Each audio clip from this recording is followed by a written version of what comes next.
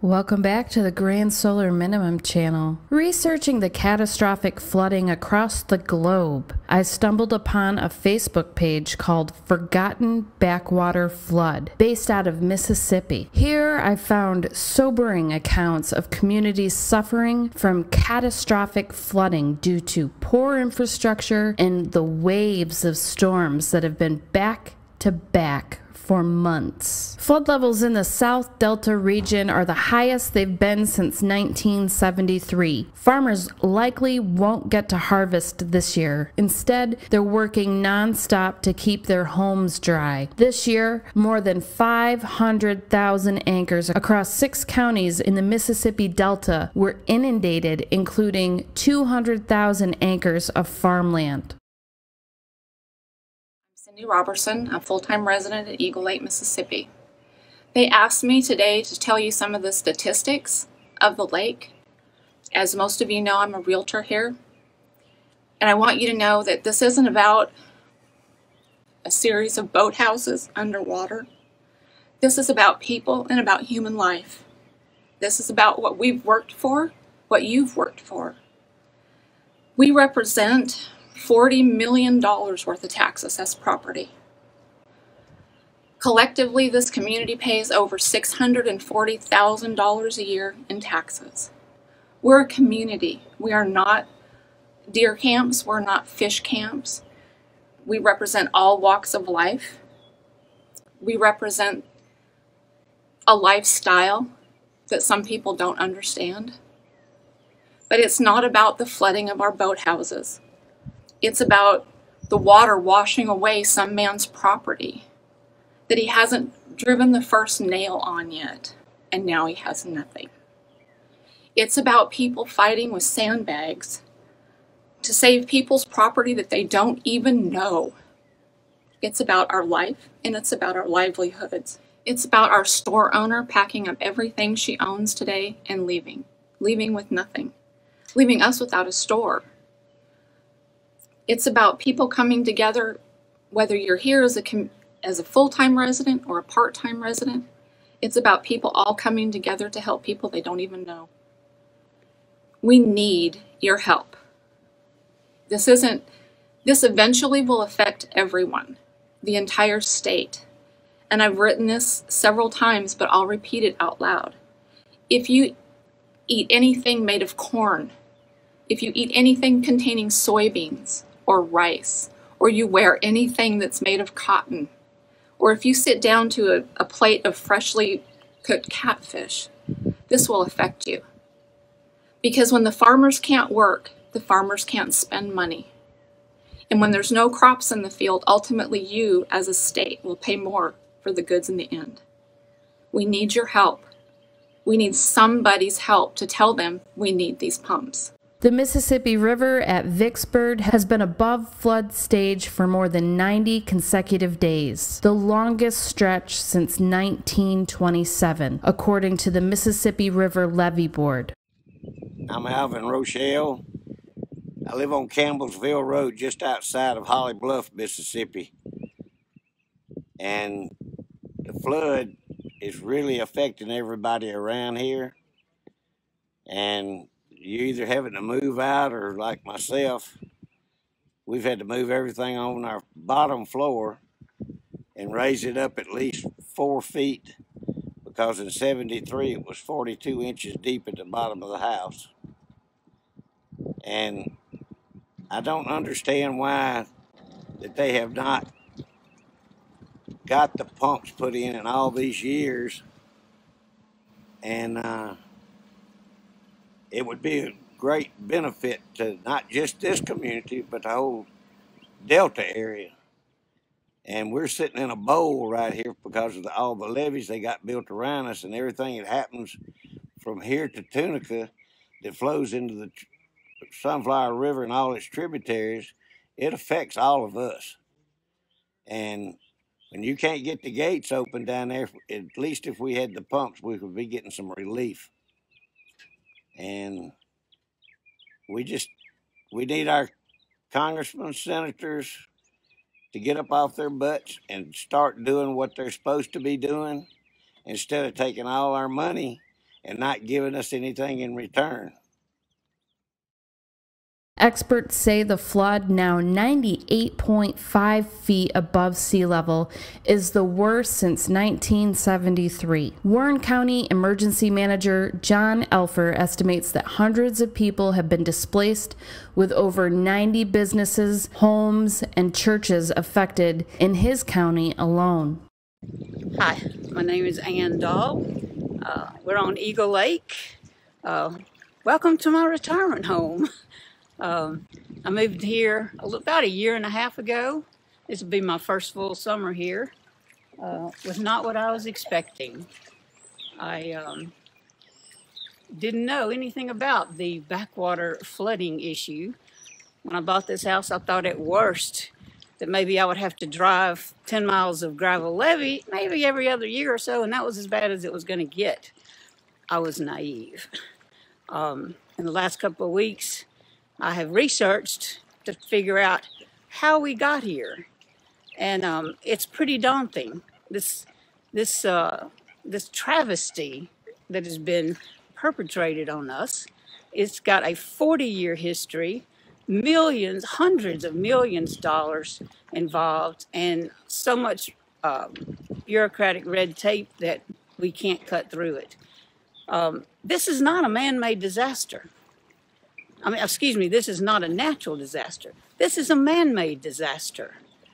They cut channels all through the Delta, directed the Sunflower River to Still Bayou, and built the gates, built the inlet and outlet for the pumps that were supposed to be installed. And for some reason, they didn't install them then. 22 other states have pumps, but we don't. Where do you think New Orleans would be if they didn't have pumps? Well, that's where we are now. And it is a travesty, all in the name of saving wildlife and wetlands. And what do you think you're doing to the wildlife and wetlands right now? Hundreds of pictures of deer on levees with nowhere to go, floating dead wildlife everywhere. And these aren't wetlands, these are lakes now.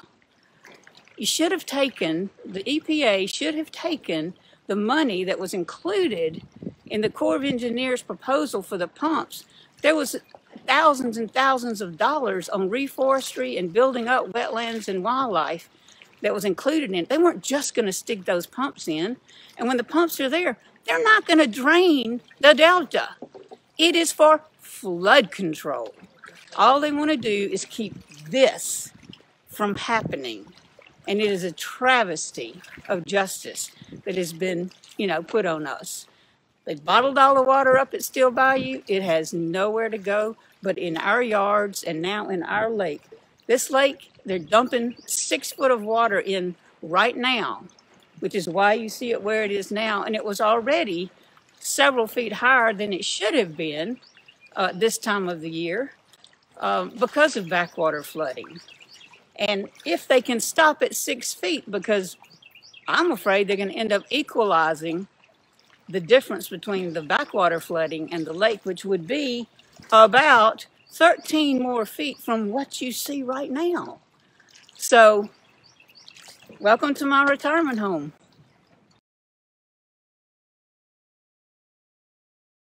With weeks and maybe months until waters subside, the Mississippi Emergency Management Agency can't yet provide an accurate damage assessment, except to say that the number of people and homes affected will likely increase. I'm Christina Ballard. I own Your Country Store at Eagle Lake. Been here for 4 years. 4 years now. We've dealt with water. This year is the worst with the backwater flooding. As you can see, it's coming. My business is almost non-existent now because of this. I'm not going anywhere until I absolutely have to, because I'm here to serve this community. I'm here to do whatever I can, provide gas. All I'm really doing is selling gas and food right now. I'm going to stay until it gets to where I can no longer get into my business. My kids are not here with me right now because we don't know if buses are going to be able to run come Monday morning. It's really, really affected my business. I don't even know that I'll be able to have a business once this water goes down, when it'll ever go down. We don't know. Like people have said plenty of times, if we had the pumps here, we wouldn't have this problem right now. I'd have a business, these farmers would have business. Mr. Earl at the RV park would have a park full of people. I would be in my prime season right now because it's crappie season. I'm supposed to have just people just in and out of here like you wouldn't believe, but we're just kind of on an island, stuck. And there's nothing that nobody can do but sit here and watch this water come across this road. My name is John Robert Smith. I'm with Twin County EPA. We're at Shotar near Eagle Lake, and dealing with the backwater and maintaining the clearance on lines and meters, and just doing what we do every day, day-to-day basis, keeping the public safe and doing our job and covering our rears and dealing with the backwater. My name is Jeff Terry. We're here at Eagle Lake. This is our family's farm. We've had it here since 1946. What's happened with the flood to us in this area since the pumps haven't been put in is we have high water every year. Not every year, but here lately it's been pretty bad. This year is hurting a lot of people. How does that affect me personally? I have a big issue with the government starting a project and then stopping right in the middle of it. When I say right in the middle of it, we're actually at the end of it, which is put the pumps in. It's been funded, it's been approved, and we have some lobbyist groups that will get in there and want to do another study or something. We need to get the pumps in immediately. We have over 500,000 acres in the water. There's over 20,000 deer in this area right now getting eaten up by ants and drowning, and the women are, the does are pregnant. It's a horrible issue, even for the wildlife. And a lot of the people who lobbied against the pumps are for wildlife. Well, how can they pick and choose which wildlife they're actually for? You like the fish, you like the deer, you're supposed to like all of them. I worked for 27 years in wildlife and made a living off of that. I retired now, and we're trying to farm, and the water affects us tremendously.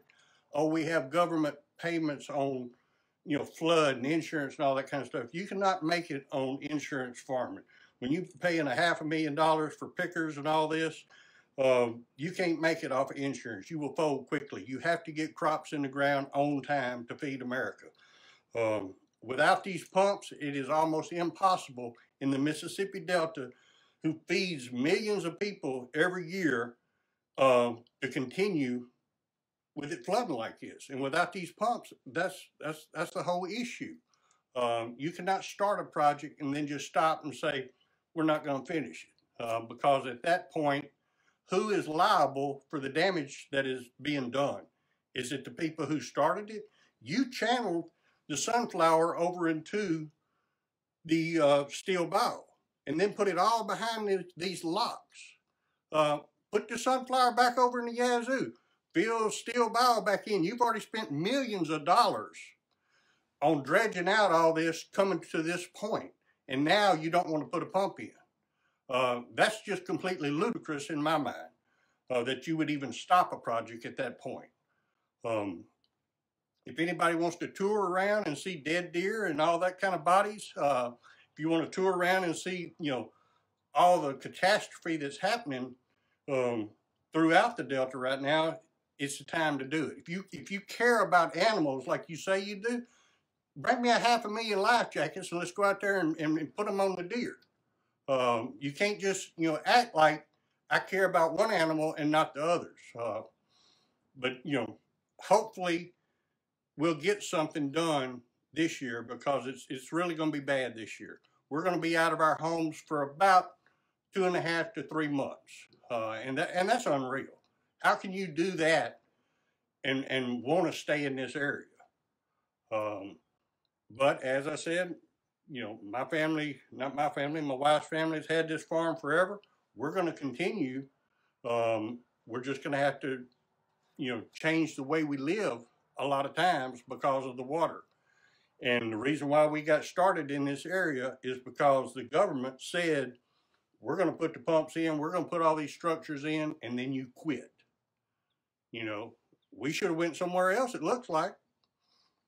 But thank you for listening to me, and I hope something gets done. While the Delta always floods during this time of year, what's happening now is unprecedented. My name is Paulette Gordon, and I live at 147 Boyd Road in Holly Bluff, Mississippi, in the Delta. And this is my home. We built this in 1977 after the big flood of 73. It's never gotten water in. There's 3 sheds out there, a workshop and storage houses. It's never gotten anywhere near them, and now it's, several inches in all 3 of the sheds. And this was my patio area, and didn't think it was going to get that high because they kept increasing the amount of water. So I'm losing my little area out there. I've got chairs underwater that is just would be over my boots for me to wade out there. Plus, I'm always concerned about snakes and alligators because they're really beginning to appear, and wild hogs too. So it's not just about the animals or the farmers. We've never farmed, but this impacts everyone in this community. The backwater surpassed 98 feet as measured from sea level, according to the Army Corps, which they stated had potential to reach between 97.5 and 98 feet. I'm Martin Cheney. I've had a house up here at Eagle Lake for about 15 years now. This is the second time in 15 years, though, that we've had water problems, but this is going to be the worst one. Basically, it looks like they've created a big bathtub and they just can't let the water out. Somebody just didn't think this thing through very well, and if we had some pumps, it sure would help a whole lot. Right now, I'm just hiring some guys to come up here and move some lumber. Didn't want it to float away. We were going to build a pier, but the water's too high to build, and I'm afraid it's going to float my lumber away, so we're having to move it all in here and strap it down to my iron beams that my house is built on. Once the steel bayou structure reopens, the water will drain slowly, likely not showing significant changes until July. I'm Robert Ashley. We moved up here in 1953, been here ever since. We need some help, and we need it now. We don't need it next year, 10 years from now. We need it now. And just like I say, every year it floods Mississippi, all this delta. It's got no place for the rain to go but right here. And it travels from here to Miva, Rolling Fork, Sharkey, Esquina, all them state counties up there. Everybody's getting flooded out. It's not just about Eagle Lake. It's about everybody that lives in this flooded area. The disaster has led some state leaders, farmers, and other Delta residents to call for the revival of the Yazoo Pumps Project, news that is deeply concerning for conservationists across the country. The Corps received the pumps to protect the community against flood events like this. In design, the pumps would turn on once the backwater reaches 87 feet, shooting the water into the Yazoo River until the pool falls below that level. Opponents argue, however, the project is intended to maximize agricultural production, all at the cost of depleting an already impaired system of wetlands. These floods are now destroying the very wetlands these opponents intended to protect. Similar flooding has occurred not once, but 10 separate times, 10, since EPA in 2008 prohibited the Corps from completing the final aspects of a 78-year-old comprehensive flood control effort. It has been going on as long as I can remember. Because of this, residents have lost their homes and businesses, roads and bridges have been destroyed, wildlife is dying. Flying over, we saw all the wildlife on the levee because that was the only dry land that they could get to, and their habitat lost to contaminated floodwaters.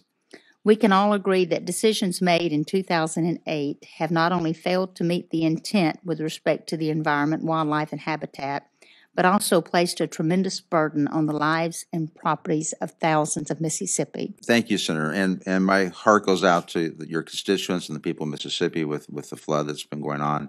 And we're trying to help on the emergency response side, and I'll talk about that in a second. But we are working with the Army Corps of Engineers. We're reviewing the decision that was made in 2008 to veto the Army Corps plan for the Yazoo pumps. Trying to determine if, in particular with the latest flooding, if that changes our determination and the work that went on in 2008 on reviewing that project. And we're reviewing more recent data and talking to the Army Corps on a near daily basis to try to figure out how we can be helpful to you, your constituents, and the Army Corps to make sure that the flooding is addressed and that we don't have floods like this going into the future. The EPA vetoed the project in 2008 due to concerns of the impact on the wetlands. Phil Bryant reiterated his request for the EPA to reconsider the pumps, all alluding to new research from the Corps. The EPA vetoed the project in 2008 due to concerns of the impact on the wetlands, but many elected officials and landowners see the pumps as the only realistic flood control solution. My name is Billy Love, Sr. I live at 652 Love Road. It's pretty near in the Delta National Forest. I'm surrounded by water. I have to drive through water to come to work. I have a little old Ford Ranger truck and coming in the doors of it this morning coming to work. So I don't even know if I'll be able to get back into my house this evening when I go home. Well, the flooding is keeping the farmers from being able to plant, so of course farm hands like me ain't making no living. Usually this is the time of year that you bank your money because you can work long hours, and you ain't able to work long hours now. You're pretty much kept to a minimum because, I mean, you can't help but understand it because they can't make no money till they get it in the ground, and they can't get it in the ground because the water's got the ground covered up. So you're pretty much, all of you are pretty much in the same situation. You can't make no money. In 2004, the late U.S. Senator John McCain called it one of the worst projects ever conceived by Congress. The U.S. Fish and Wildlife Service, over 540 independent scientists, and 9 out of 10 Mississippians who submitted comments during the project's review all supported the EPA's veto. 20% of the nation's ducks, 450 different species, including 257 species of birds, rely on the wetlands and natural resources. The opponents argued that the project is disguised as a flood control project, when in reality, its purpose is to boost the state's agricultural economy. Now, they have sort of shot themselves in the foot by not allowing these pumps. Now everything is flooded with toxic water, essentially. This is not helping agriculture, and it's not helping the wildlife in this area. Absolute devastation, totally catastrophic. My name's Calvin Vass. I'm a resident of Holly Bluff, Mississippi, and I'm edge of Sharkey in Yazoo County. My place is in Sharkey. Well, they talk about it's not last about another 4 or 5 weeks. Yeah, I hope it don't, but I'm looking at that, and then it'll probably start coming back up, and they say it's going to be worse. Oh, my name is Angelina Luck. I'm from Holly Bluff, born and raised. And the flood water is affecting me because I stay in a deer camp, forest area deer camp. And I've been out going on 3 weeks now because of the water. It's about 3 to 4 inches inside of my house at the bottom. And it's really an up and down situation. I've been flooded ever since last January. I've been out going 3 weeks. We really need to do something. Something seriously needs to be done because there's a lot of people's out of work. I'm out of work right now, and we got to have stuff taken care of. The lights is out now. I got to go down there and try to get in there and clean out my refrigerator before my food won't spoil. Yes, I'm Charles Perry, 2 miles outside of Holly Bluff, a little bit east I mean. And I've been here, I built my house in 1989. Never had this kind of flooding. 3 years ago, me and my wife finally got it paid off. All them years I paid $4,000 a year for flood insurance. So I dropped it. Now I'm sitting in a predicament, you know. Don't know what to do. I don't know whether to move. I can't move. I fooled around and thought the water was going to go down, and I could have got my furniture out, but I can't now. So, and it's all because of the, you know, the backwater is a backwater. You know, all this water is a pond. And the more water you get in the pond, the higher it's going to get because of the gates. They were put in for the pumps to be installed when they put the gates. So that's all we can hope and pray for. One day we can get the pump. The new compilation of research, though, is far from complete, Paris said. He's hesitant to provide a timetable, saying additional time will be needed for internal reviews, leaving uncertainty around when the EPA can begin to reconsider its veto. Until then, the agency has decided to remain neutral. The EPA strongly supports the goals of improved flood protection and wetland protection for residents of the Mississippi Delta, said an EPA spokesperson, James Pickney, via email on April 5th. The EPA will work with the Corps and local levee board to review updated data and other information as it relates to our regulatory programs and oversight. All right, my name is Thomas Jones. I live here in Holly Bluff, Mississippi. I've been here all my life, and I just didn't want to lose my home and do nothing. So I decided to just construct a levee yesterday, and I got some friends of mine come in with some heavy equipment, and we are working on it right now. Here in the South Delta, water levels are still on the rise, and now with over 500,000 acres of land flooded, homeowners and farmers have to fight bag for bag just to stay afloat. Brought in by the truckloads, people from in and out of the Delta region have shoveled and bagged thousands to hold back Mother Nature as much as possible. I'm Janae Brooks from Holly Bluff, Mississippi. I'm the owner of Janae's Grocery here in Holly Bluff. The business is definitely being affected by the backwater. I don't understand why we can't get our pumps. And yes, it affects everybody. I mean, even as down as the John Deere workers and the case workers that are coming in here every day to help with tractor work and you know, just that kind of stuff. I mean, we're just common people trying to make a living. We get up every day and work our butts off. My name's Lou Parker. I'm a resident here at Eagle Lake Community. And I live on the unprotected side of the levee, between the levee and the river. Naturally, I can't get to my house because the road's flooded. Thankfully, the house is up on stilts and it's not flooded.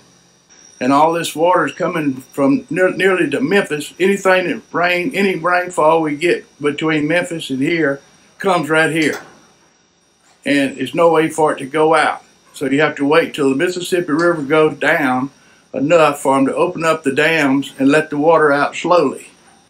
And as you probably can see from other pictures, this area definitely needs those pumps to get this water out. That's flooded, and all the deer have to go to the levee, and they just running around like they're berserk. Some of them would jump off in the water and try to swim to Louisiana, and they all die.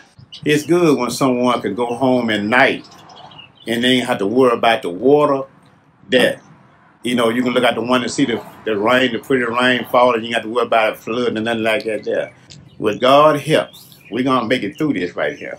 And I want everybody to know, be encouraged and stuff like that there. I was born and raised there, and I'm going to, the Lord's will, I'm going to stay right there until I fight to the end. And I want my children, when I'm gone on, I want my children to fight for it and help someone too, you know, like that, you know, going through things. So that's what we got to do. We got to learn how to help one another. Agriculture, livelihoods, and homes are gone due to this backwater flooding, which many say is man-made due to the Yazoo Backwater project being incomplete. So for the few families who haven't evacuated, barriers of sandbags are their last hope to stay dry. Many have also taken a toll mentally from this flood burden with no end in sight. All the people in these communities are pleading for those in Washington, D.C. and the Environmental Protection Agency to install the pumps. My name is Gilbert Rose. I'm manager at Terra Wildlife, and right now we're situated right in Maxwell's Landing, which is the last, it's right actually the beginning of Terra. Probably I think the sign is in the background. I can't see behind me. But yeah, the backwater, there's no doubt it's having effect. It's having effect on everyone, humans, wildlife. But it's a highly emotionally charged issue right now, and it's. I think the problem is far more complex than just than what causes inconvenience to Eagle Lake. And I think you know, as far as we're concerned, this is the first time we've been, in the 30 years I've been here, been seriously impacted by backwater. We've had impact in other years, but never to this extent. But it's always the river that's been the biggest problem, and we seem to be having an occurrence, a lot more, you know, frequency of flooding on the river. So I know they're two different issues; they're both tied together, but we've got to. I just hope that if the decision's made to do something, that they really analyze the whole system. Please check out the Facebook page below to support these communities. This information is not well covered on any major media outlets. Thank you for tuning in to the Grand Solar Minimum. Please like and share. We need to help get this information out to support our farmers and families in need.